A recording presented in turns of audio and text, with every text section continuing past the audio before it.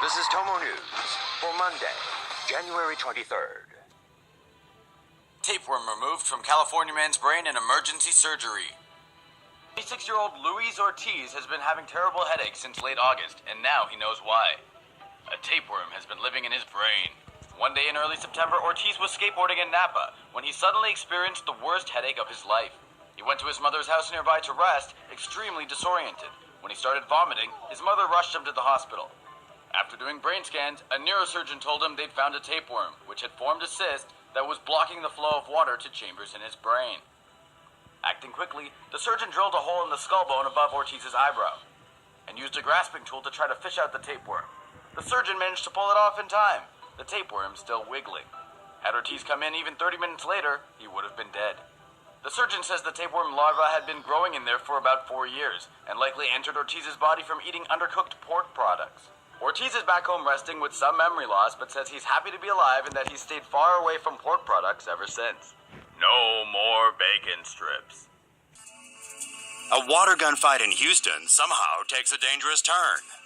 What started out as an innocent water gun fight at a family barbecue party in Houston, Texas on Saturday ended with a trip to the hospital for one teenager. A 15-year-old was playing with water guns at a party at a Houston suburb when she was shot by an actual bullet. Witnesses say an adult male who was at the party went to his car to get some dry clothes, then took out his handgun and began twirling the weapon before the gun suddenly went off. 2 bullets were discharged. One hit the teen in the shoulder, just an inch from her neck. The other bullet hit a car parked 5 houses down the road. According to Houston's NBC affiliate KPRC, the girl was taken to a hospital and is currently in stable condition. Meanwhile, the gun-twirling man has been charged with deadly conduct. The moment a clumsy cop shoots himself in an elevator. Earl Jewett, a 25-year-old veteran of the Erlanger, Ohio Police Department, injured himself with a handgun after a dinner date with his wife Friday night. For some reason, the off-duty officer draws his weapon while in the elevator with his wife. Jewett then has trouble reholstering the handgun, and the next thing he knows is he's caught lead. Now back this up. Let's try to figure out what happened. Jewett nails a couple of cop stereotypes here. A box of donuts in one hand and his gun in the other. The most likely scenario seems to be that Jewett was looking for the holster and accidentally discharged the firearm. The bullet entered straight into his belly, sending the officer to the floor.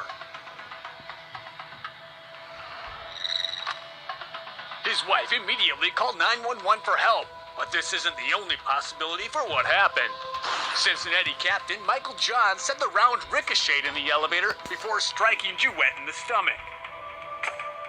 However, it's more likely that a hollow point bullet would have fragmented upon hitting the steel wall. So, Jewett may have been struck by one of the ricocheting fragments. One last possibility that we haven't explored is that Jewett saw his own reflection. A black man with a gun in his police training took over from there. Did you just laugh at a man getting shot? Come on, guys. Why, the Final Fantasy VII Remake will suck. Maybe. 20 years. That's how long it took. But it's finally here. Final Fantasy VII Remake confirmed. Awesome!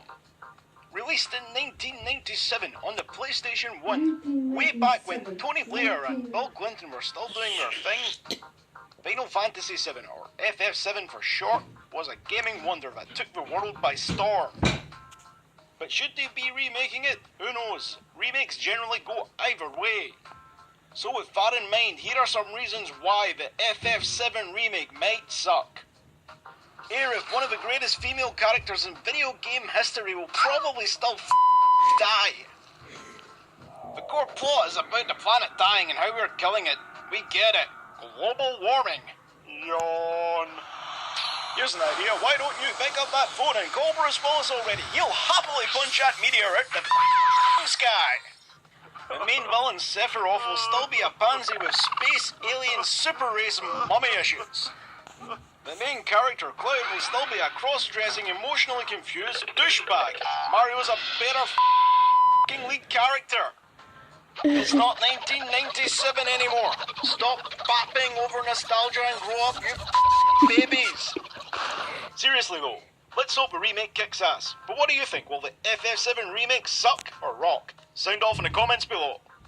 Man drugs and rapes unconscious 14-year-old. A judge has finally come down with a verdict for a rape case that happened earlier this year in January. In central Taiwan, a 22-year-old man was accused of raping a 14-year-old junior high school girl he had convinced to go to a nearby motel and do some K. Once the girl passed out from the drugs, he raped her. When the girl woke up, she noticed that she was sore and that her jeans were undone. The man attempted to convince the child to have sex one more time, telling her as long as she took a shower to rinse out his sperm, she wouldn't get pregnant. Unconvinced, the girl reported him to the police for rape. The man countered that since they were both high on K at the time, he wasn't aware of what happened. A judge disagreed, stating that since the man was able to undress the girl, rape her, and remember to dress her, he was perfectly aware. The judge sentenced the man to 8 years in prison. Vacationing woman killed in freak accident. Celebration turned to tragedy after a runaway beach umbrella snuffed a woman's life out from under her. Lottie Belk was at Virginia Beach on Wednesday to celebrate her upcoming birthday and anniversary. Winds up to 25 miles per hour had been reported that day. A particularly strong gust uprooted an anchored umbrella and sent it flying across the sand. The sharp end of the umbrella struck Belk, stabbing her right in the chest. The impact knocked her to the ground as bystanders rushed to help. Rescuers brought her to the hospital where she later died from her injuries. Belk was a mental health professional from Chesterfield, Virginia. She's survived by her husband and 2 kids.